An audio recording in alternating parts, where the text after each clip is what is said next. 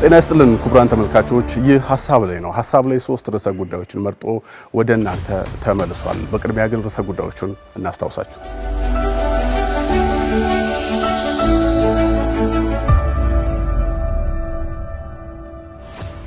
ሁለቱ ምክር ቤቶች የበጀት ዓመቱን የሥራ ዘመን በይፋ ከፍተዋል።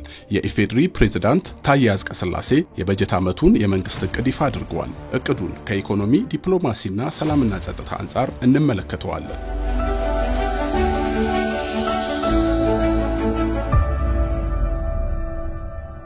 ባለፈው ሳምንት በሶማሌ ክልል የኢትዮጵያ ድል ብስራት የሆኑ ፕሮጀክቶች ይፋ ሆነዋል። እነርሱም የዩሪያ ማዳበሪያ ፋብሪካና የጎዴ ነዳጅ ማጣሪያ ፋብሪካ ፕሮጀክቶች ይገኙበታል። ሀገራዊና ቀጠናዊ አንድምታቸውን እንቃኛለን።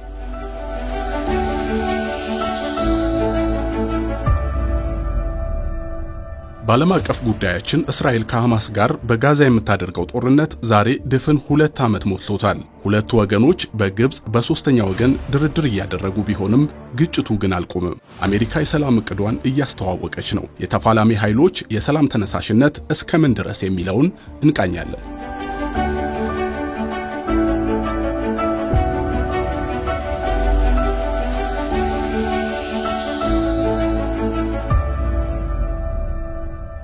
ተመልካቾች ቀደም ሲል ባስተዋወቅናችሁ ሶስት ርዕሰ ጉዳዮች ላይ ሐሳብ ያዋጣን ከናንተ ጋር ጥሩ ቆይታ እናደርጋለን። ደረሳ ማረው ውይይቱን እመራለሁ።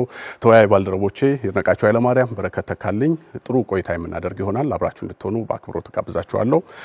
በቅድሚያ ግን እንኳን ደህና መጣችሁ።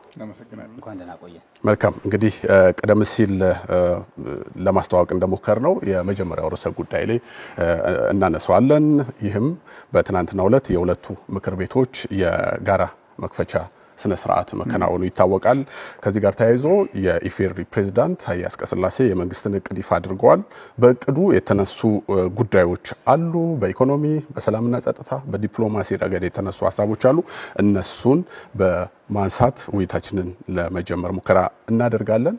የመጀመሪያው ለመንደርደሪያ ይሆነን ዘንድ በተለይ ኢትዮጵያ ሀገር በቀል የኢኮኖሚ ማሻሻያ ሪፎርምን ማከናወን ከጀመረችበት ጊዜ አንስቶ ኢኮኖሚያዊ እድገቱ ዘላቂና ቀጣይነት ያለው ኢኮኖሚያዊ እድገት እየተመዘገበ መምጣቱ የሚታወቅ ነውና ከዚህ ጋር ተያይዞ ግን አንዳንዶች የሚያነሱት ጉዳይ አለ። በተለይ የኢኮኖሚያዊ እድገት የዜጎችን የኑሮ ደረጃ እንዲደግፍ ከማድረግ አንጻር መንግስት በበጀት ዓመቱ ይፋ ያደረገው ዕቅድ ምን የተለየ መንገድን ይዞ መጥቷል የሚል ሐሳቦችን ያነሳሉ። እዚህ ላይ እይታን ብታጋራኝ በረከት። በቅድሚያ መልካም። እንግዲህ ትላንትና የሁለቱ ምክር ቤቶች የጋራ መክፈቻ መርሃ ግብር ነበር። በዚህ መርሃ ግብር ላይ እንግዲህ የመንግስት 4 ዋና የትኩረት አቅጣጫዎች ጭምር በዚህ መድረክ ላይ ፕሬዝዳንት ታዬ አጽቀሥላሴ ያነሱበት መድረክ ነበረ።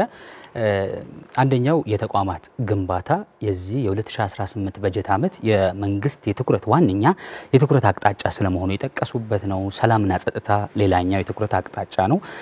እንደዚሁ ደግሞ ለህዝብ የቀረበና የታመነ አስተዳደር መገንባትም በዚህ ዓመት መንግስት ትኩረት ሰጥቶ የሚሰራበት ጉዳይ ስለመሆኑ ያነሱበት ነው። በአራተኛነት ያስቀመጡት መንግስት ዜጎችን ዋስትና የሚያስጠብቅ የፍትህ ስርዓትም የመገንባትና እየተገነባ ያለውን ደግሞ መስመር የሚያሳያዝ እንደገና ደግሞ ውጤት በሚያመጣ መልኩ እና በሚጨበጥ መልኩ በዜጎች ህይወት ውስጥ እንዲታይ የማድረግ ስራዎች እነዚህን 4 ዋና አንኳር ጉዳዮችን መንግስት በዚህ ዓመት እንደሚሰራ አንስተዋል። እንግዲህ በዚህ ውስጥ እንግዲህ አንደኛው የተነሳው የኢኮኖሚ ጉዳይ ነው። እንግዲህ የኢኮኖሚ ጉዳዩን ስናነሳ እንግዲህ መንግስት በተለይ ደግሞ ባለፈው ዓመት ሐምሌ ወር ላይ ወይም ደግሞ በ2016 መጨረሻ ሐምሌ ወር ጀምሮ ወደ ተሟላ የማክሮ ኢኮኖሚ ሪፎርም መግባታችን ይታወቃል።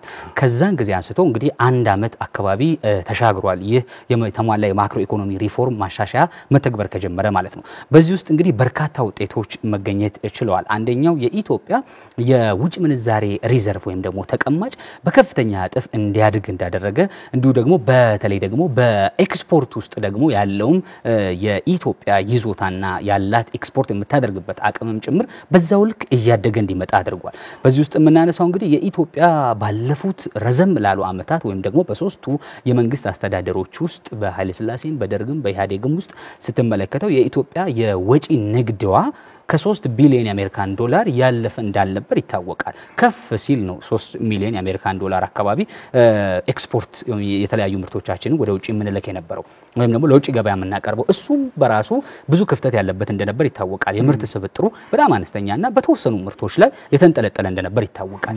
በእነዚህ በተለይ ደግሞ በዚህ አንድ አመት ውስጥ ግን የተሰራው የማክሮ ኢኮኖሚ ሪፎርም ማሻሻ ወደ 8.3 ቢሊዮን የአሜሪካን ዶላር በላይ የውጭ ንግድ ማድረግ እንድንችል ያደረገና በታሪካችን የመጀመሪያ ሆኖ እንዲመዘገብ ያደረገ የውጭ ንግድ መጥቷል። ይሄ በነገራችን ላይ ይሄንንም ስናነሳ አሁንም ይሄም በቂ አይደለም በነገራችን ላይ ምክንያቱም የምናስገባውና የምንለካው ባላንስ የንግድ ሚዛኑ አሁንም የተዛባ ነው በነገራችን ግን ከነበርንበት የተሻለ ምዕራፍ ላይ ደርሰናል የሚለው ግን ይሄም ሌላ ማይልስቶን ሆኖ የሚቆጠር ነው። ከዚሁ ጋር ተያይዞ በጣም በታነሳው ደስ የሚለኝ ሐሳብ አንዳንድ ሪፖርቶች እንደሚያሳዩት እጅግ ፈጣን የሆነ እድገት ያለባቸው ሀገራት ውስጥ እጅግ ሀብታም የሆኑት 10% እንደሚደርሱና ከ52% በላይ ገቢን ደግሞ ወይንም ያንን ሀብት የሚቆጣጠሩ እነሱ እንደሆነ ይነሳል። ለምሳሌ ህንድን ብናነሳ ላለፉት 2 አስርት ዓመታት ቀጣይነት ያለው ኢኮኖሚያዊ እድገትን ማስመዝገብ ችላለች።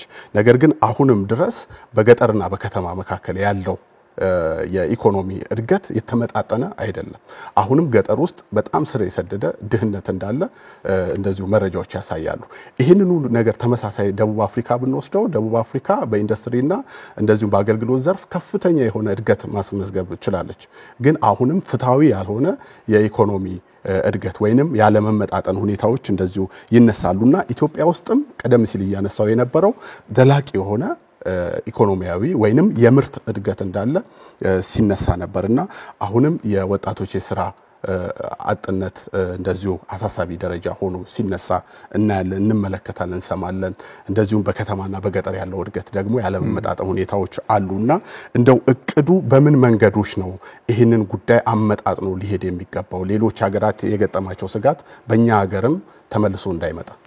መልካም እንግዲህ ከተማን ስናነሳ በየትኛውም ሀገር ውስጥ ከተማ የፖለቲካ የኢኮኖሚ መንቀሳቀሻ መሰረት ዋነኛ ቦታ እንደሆነ ይታወቃል። ከተሞች ብዙ ነገሮችን ስለሚይዙ ማለት ነው። ከተሜነት በራሱ የሚያመጣው የኢኮኖሚ ሽግግር አለ። የፖለቲካ በራሱ መናኸሪያ ሆኖ እንደሚያገለግል ይታወቃል። በእኛም ሀገር ያለው እውነታ ከዛ ብዙ የራቀ አይደለም። ነገር ግን መንግስት አሁንም በተወሰኑ ከተሞች ላይ ብቻ ያለን የልማት እንቅስቃሴ ብቻ ፈላጊና እሱን እየተከታተለ የሚሄድ ላለመሆኑ ማሳያው ባለፉት ጊዜያት የተጀመረው የኮሪደር ልማት አንዱ ነው። የኮሪደር ልማትን መንገድን ከማስዋብ ጋር ብቻ አያይዘን ልናነሳው የምንችል ጉዳይ አይደለም። የከተሞች ውስጥ የሚኖረውን የዜጎችን የኑሮ ሁኔታ የማሻሻል አቅሙ ከፍተኛ ነው። ዜጎች ክብር ያለው ኑሮ መኖር እንዲችሉ በከተሞች ውስጥ ልጆቻቸውን በተገቢው ቦታ አወጥተው ማዝናናት የሚችሉበት ነግደው ማትረፍ የሚችሉበትን ኢኮኖሚ የምትዘረጋበት ጭምር ስለሆነ ማለት ነው። መንገድ በራሱ አንዱ የልማት ማስተሳሰሪያ ማቀጣጣያ መንገድ ስለሆነ ማለት ነው። ስለዚህ ሌሎች ሀገራትም እንደተመዘገበው መንግስት በእነዚህ ጉዳዮች ከተሞችን የማዘመን ከተሞችን ለንግድ ምቹ ማድረግ ከተሞችን ለቱሪዝም ምቹ የማድረግ ስራ በዚህ ውስጥ ደግሞ ከፍተኛ የሥራ እድል እየፈጠረ ነው ያለው። ባለፉት አመት በተለይ ደግሞ ባለፈው የ2017 በጀት አመት ውስጥ የተመለከተው ነገር በአዲስ አበባ በአዳማ በሐዋሳ በባህር ዳር ትልልቅ የምትላቸው የክልል ከተሞች ውስጥ የተሰራውን ስራ ስትመለከት በርካታ ዜጎች ስራ እድል ያገኙበት ከተሞቹ መልካቸው የተቀየረበት ለቱሪዝም ምቹ የሆኑበትን ነገር ተመለከታል። ሌላው ግን መንግስት ትኩረት የሰጠው ነገር ምንድነው? ኢንዱስትሪዎች እንዲስፋፉ እየፈለገ ነው በከፍተኛ ሁኔታ። እነዚህ ኢንዱስትሪዎች ደግሞ ይሄ አነስተኛ ኢንዱስትሪ የምንላቸው አይደለም። ትልልቅ ኢንዱስትሪዎች በተለይ ደግሞ በርከት ያለ የሰው ኃይል መቅጠር የሚችሉ ለምሳሌ ኋላ ላይ መለስ ብለን እንመለከተው እንችላለን። በምስራቁ ሀገራችን ክፍል እየተሰሩ ያሉ ፕሮጀክቶች የተመረቁም እየተጀመሩ ያሉትን ፕሮጀክቶች በሺዎች የሚቆጠሩ ዜጎች የሥራ እድል የሚያገኙበት ነው። ይሄ ማለት ምንድነው? ስራ አጥነትን ትቀንሳለህ ማለት ነው። በኢኮኖሚው ስራ አጥነት እየቀነስ ስራ እየፈጠርክ የምትሄድ ከሆነ በጥቅሉ ኢኮኖሚው ከፍተኛ እድገት የሚያመጣ በሌላ በኩል ደግሞ በዜጎች ኑሮ ውስጥ ደግሞ የሚታይ ይሆን ይመጣል። ስለዚህ መንግስት አሁንም ለትልልቅ ኢንዱስትሪዎች ከፍተኛ ፍላጎት እንዳለው እንደገና ደግሞ ያደረገውም የኢኮኖሚ ማሻሻ ከፍተኛ የውጪ ኢንቨስትመንትን እየሳበ እንዲቀጥል አድርጎታል። ለዚህ አሊኮ ዳንጎቴ ባለፈው የነዳጅ ምርቃትና እንዲሁም ማስጀመሪያው ላይ የተናገሩት ነገር ምስክር ነው። በአፍሪካ ከፍተኛ የውጪ ኢንቨስትመንትን እየሳበች ነው የምትገኘው ኢትዮጵያ ብለዋል። ስለዚህ ይሄንን በምሳሌነት ልንጠቅሰው እንችላለን። መልካም የዋጋ ግሽበትን የተመለከቱ ጉዳዮች እናንሳ።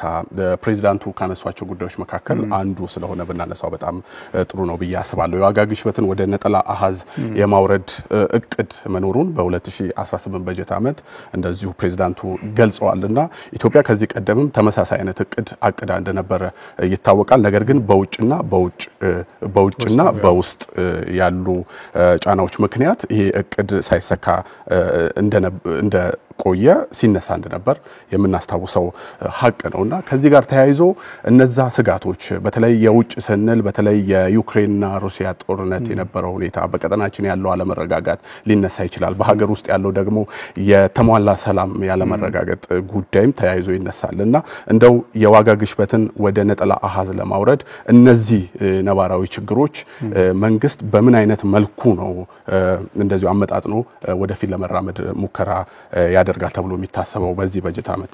በረከት ብዙ በአብዛኛዎቹን አንስቷቸዋል። እንግዲህ የኢኮኖሚ ባለሙያዎች እንደሚያነሱት የዋጋ ግሽበት ከብዙ ነገሮች ሊገናኝ ይችላል። በተለይ ከኢኮኖሚ ጋር ያለውን ነገር በደንብ ስናነሳ ኢትዮጵያንም ሲያስቸግራት የነበረው በዓለም አቀፍ ደረጃም አፍሪካ ውስጥ የምናያቸው እነዚህ የገንዘብ ስርጭቶችን ህገወጥ የሆኑ የገንዘብ ስርጭቶች በኢኮኖሚ ውስጥ መብዛታቸው ብዙውን ጊዜ የሀገርን ኢኮኖሚ ሲጎዳ እናያለን።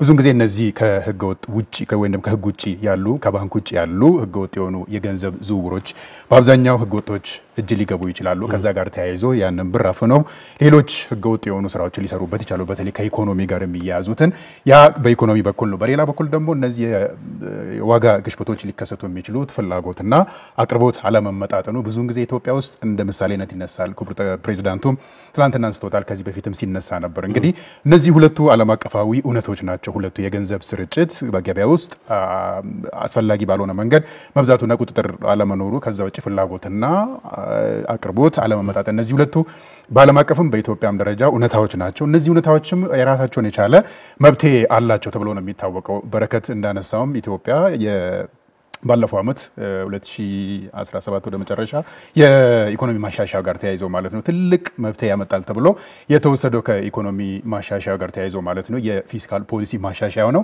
ከዛ ጋር ተያይዘው እንግዲህ ቅድም ያነሳናቸው የገንዘብ ዝውውሮችን በደንብ ለመቆጣጠር በፖሊሲ በተደራጀና በታገዘ መልኩ የብሔራዊ ባንክ ሲሰራበት የነበረና ብዙ ውጤቶች የታዩበት ያን ብቻም ሳይሆን እንግዲህ ከፊስካል ፖሊሲ ማሻሻያ ጋር ተያይዘው የመጡ ብዙ በረከቶችን ማንሳት እንችላለን። በተለይ ከባንክ ወር ጋር ተያይዞ የወለድ መጠንን መጨመር ያነዛ እንደ መፍትሄ ይወሰዳሉ ተብሎ ነው የሚጠበቀው። የወለድ መጠን ሲጨምር ዜጎች የቁጠባ ባህላቸው ይጨምራል። የቁጠባ ባህላቸው ሲጨምር ደግሞ ዜጎች ያላቸውን ብር ውጭ የነበሩ ብሮች ወደ ባንክ ይመለሳሉ፣ ወደ ስርጭት ይገባሉ። እነዛ ቅድም ያነሳናቸው አላግባብ የሆኑ ንግድ ውስጥ ወይም ደግሞ ኢኮኖሚ ውስጥ የነበሩ በህገወጥ አዘዋዋሪዎች እጅ የገቡ ኢኮኖሚዎችንም ሊጠምዙ ቢችሉ ህዝቦች መሀል የነበረው ብር ወደ ህጋዊ ይመለስና መንግስት ያንን መቆጣጠር ይችላል ማለት ነው። ሌሎች የቅድም ያነሳናቸው የፍላጎትና አቅርቦት አለመመጣጠንም ራሱን የቻለ መብት ይኖረዋል ተብሎ ክቡር ፕሬዚዳንቱም እናስታውሳለን ጠቅላይ ሚኒስትሩም በተደጋጋሚ ሲያነሱት የነበሩት ፍላጎትና አቅርቦት እንዲመጣጠን የሀገር ውስጥ ምርትን እንዴት መጨመር እንችላለን የሚሉት ብዙ ራሳቸውን የቻሉ መብቶች አሉ። በተለይ በግብርናው መንገድ ቅድም ያነሳናቸውና በፊትም ብዙ ውጤቶች ያመጡ ከዛም ተያይዞ የሚመጡ ነገሮች እናነሳለን። በተለይ በግብርና በኩል የሌማት ትሩፋቶችን በዛ በኩል የተሰሩ ስራዎች እናነሳለን።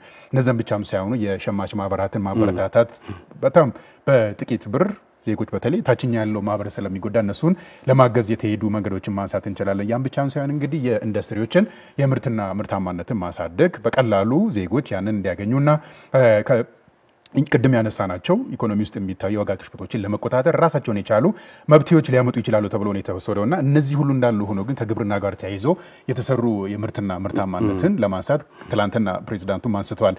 የኢትዮጵያ የምርትና ምርታማነትን የመጨመር በተለይ ከግብርናው ጋር ከአመት ወደ አመት እየጨመረ ነው የመጣው። ከዛ ጋር ተያይዞ የተሰሩ በስንዴ በኩል የተሰሩ ስራዎችን ማንሳት እንችላለን። እነዛ ሁሉን ስናስባቸው ኢትዮጵያ የዋጋ ግሽበትን ለመቀነስ የሰራችው ስራዎች ውጤት አምጥቷል ማለት እንችላለን። ቅድም አንተ ያነሳው ከዓለም አቀፍ ጉዳዮች ጋር ተያይዞ ከሀገር ውስጥ ጉዳዮች ተገናኝዞ ማንሳት እንችላለን።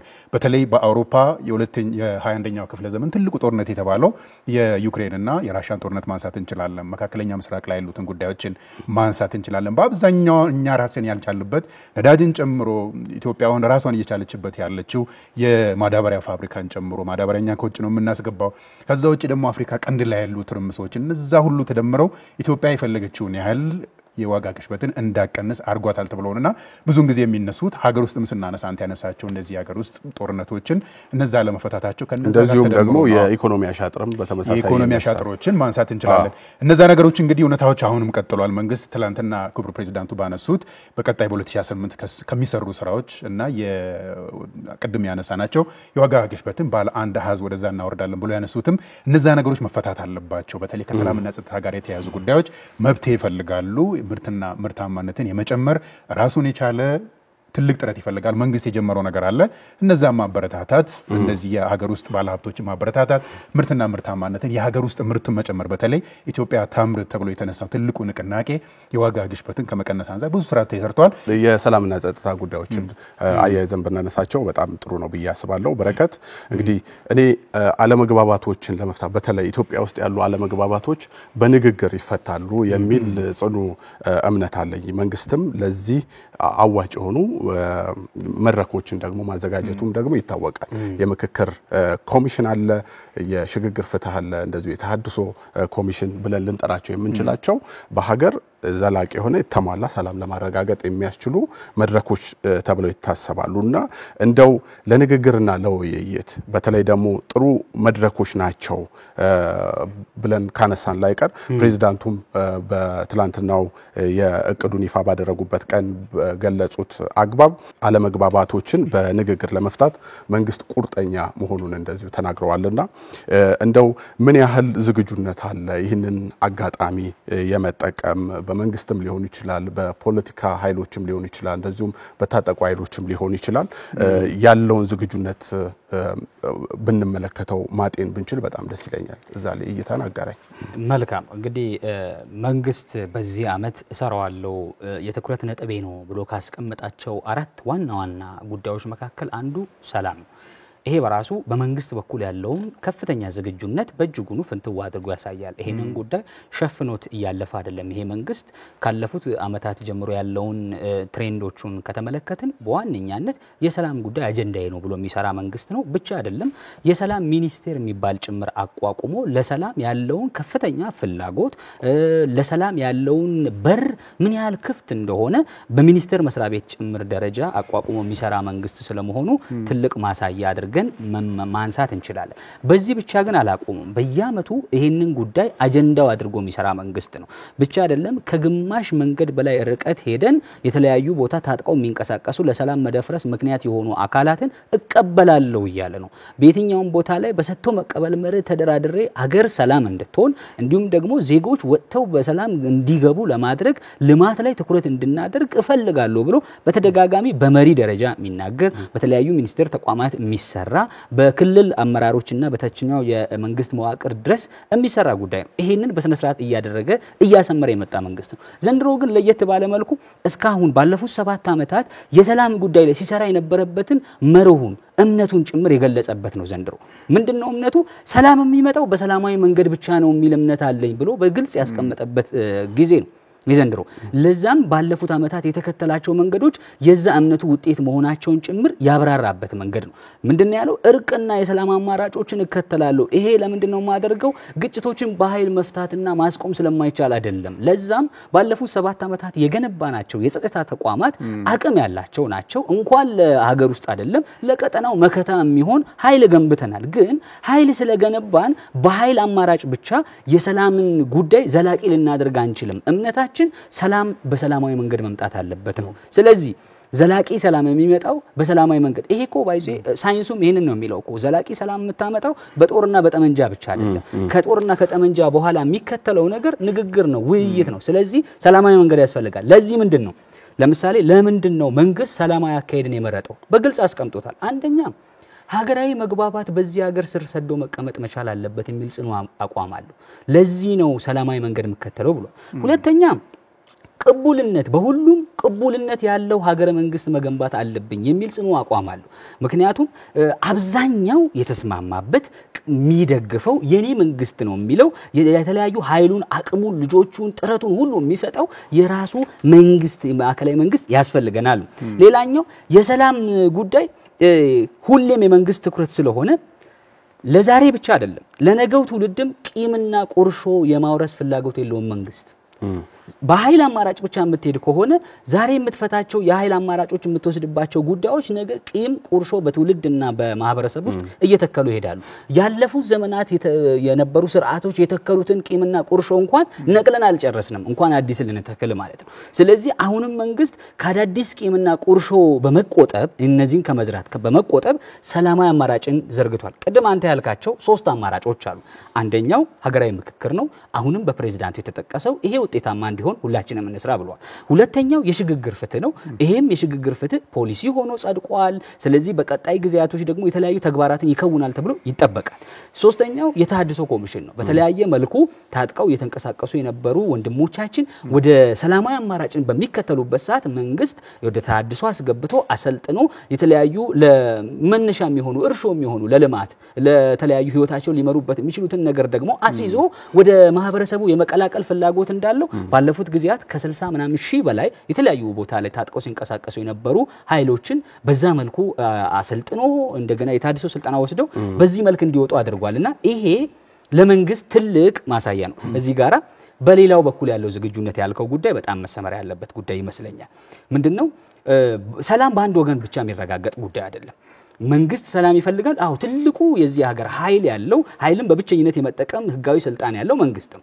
ግን ደግሞ በሌላው ወገን ያለው ይሄንን ሰላማዊ መንገድ የመከተልና የመምረጥ ፍላጎት ማሳየት መቻል አለበት። እስካሁን ያሉ ፍላጎቶች አሉ፣ እነዚህ መቀጠል መቻል አለባቸው። ማህበረሰቡ ደግሞ እነዚህ ፍላጎቶች እየደረጁ እንዲመጡ የራሱን የበኩሉን አስተዋጽኦ ማድረግ መቻል ይኖርበታል። ምሁራን በተለያዩ የዓለም ሀገራት የሚገኙ እነዚህን ኃይሎችን ጎበዝ፣ በርታ፣ ጠንክር፣ ግፋ እያሉ የሚሉ ከሰላሙ ተጠቃሚ የሆኑ ከግጭቱ ግን ልጆቻቸውም ሆኑ የነሱ ሀብት የማይነካ የግጭት እሳት ወላፈኑ የማይነካቸው ግን ለግጭት እሳት የሚያቀብሉ እንጨትና ነዳጅ የሚያርከፈክፉ ኃይሎች ከዚህ መቆጠብ መቻል አለባቸው። ከዚህ እጃቸውን መሰብሰብ መቻል አለባቸው። እንደ ማህበረሰብም መንቃት መቻል አለብን። ይበቃናል። ልማት ላይ ማተኮር መቻል አለብን። ልጆቻችን ለጦርነት የምንማግድበት ዘመን ሊበቃ ይገባል። እንዲሁም ደግሞ በዚህ ውስጥ ያሉ ወንድሞቻችን ደግሞ የልማቱ ተቋዳሽ መሆን መቻል አለባቸው። ስለዚህ ለግብ ለሌለውና የተለየ ውጤት ሊያመጣ ለማይችል ነገር ህይወትን መሰዋት ማቆም መቻል አለበት። መልካም። በዚሁ ወደ ዲፕሎማሲ ጉዳይ እንለፍ። ካለን ሰዓት አንፃር ለመመልከት ያክል እንግዲህ ፕሬዝዳንት ታዬ አጽቀሥላሴ የኢትዮጵያ የውጭ ግንኙነት ማዕከል የሚያደርገው የዜጎች ክብርና ብሔራዊ ጥቅም መሆኑን አንስተዋልና እንደው በዋናነት ያነሱት የኢትዮጵያ ብሔራዊ ጥቅም መሰረት የሚያደርገው በሁለቱ ውሃዎች አንድም በቀይ ባህር ሌላኛውም በአባይ በኩል ነው የሚል አቋም የመንግስትን አቋም አንጸባርቋል። እንግዲህ ኢትዮጵያ ደግሞ ድንበር ተሻጋሪ ሀብቶቿን በጋራ የመጠቀም ኃላፊነት ወይ የመጠቀም ፍላጎቷን ስታረጋግጥ በዛው ጎን ለጎን ደግሞ አስተማማኝ የሆነ የባህር በር ማግኘት ጉዳይ ደግሞ መረጋገጥም ይኖርበታል የሚል ሐሳብ ነው የሰጡት። እነዚህ ንግግሮች ምን መልእክት በውስጣቸው ይዘዋል ሊባል ይችላል?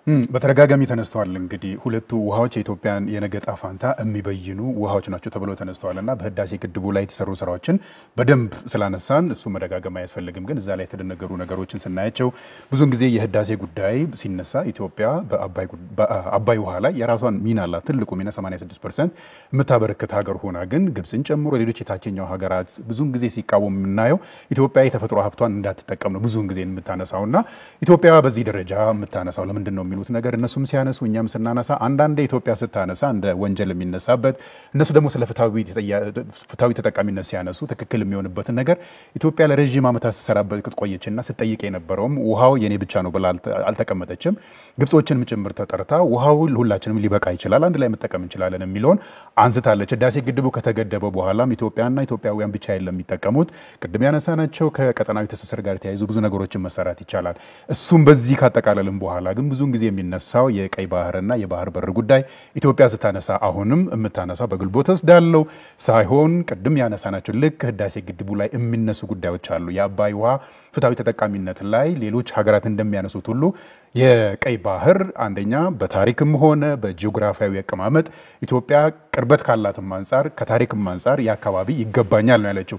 ይገባኛል ስንል ግን ሁሉንም ተጠቃሚ የሚያደርግ መንገድ መጠቀም አለብን የሚለው ነው።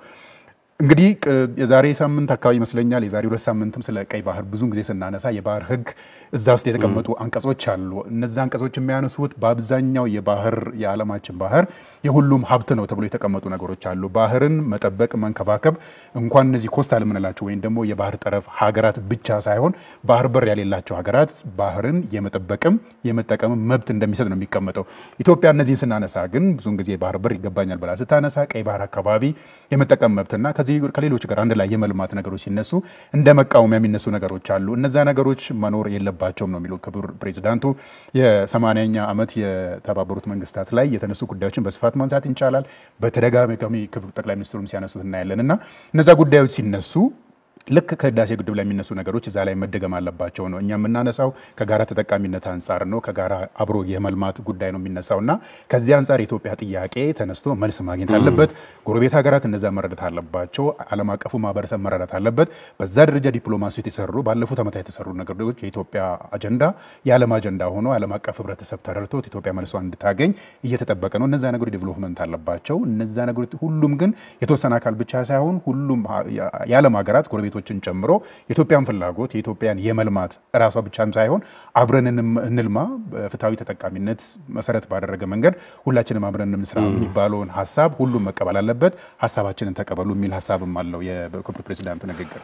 መልካም እንግዲህ ኢትዮጵያ በዓለም አቀፍ ጉዳዮች ሚዛኑን የጠበቀ የውጭ ግንኙነት ማድረግ ተቀዳሚ ስራዋ ወይንም ደግሞ አጠናክራ የሚቀጥለው ጉዳይ መሆኑ እንደዚሁ ተነስቷል።